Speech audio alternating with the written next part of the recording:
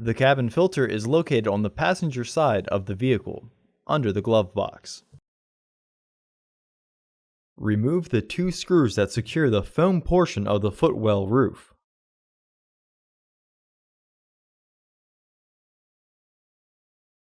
Pull the foam straight down to remove it. Remove the filter housing door by sliding the door to the right and then dropping it down.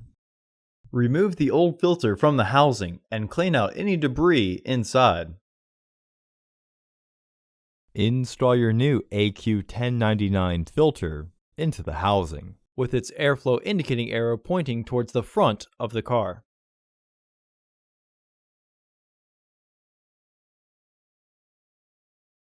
Reinstall the cover by aligning the tabs and slide to lock it into place.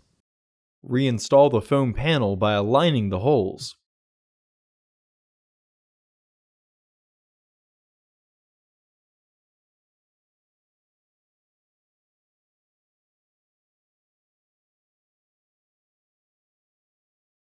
Reinstall the screws. Order your parts today at filterheads.com.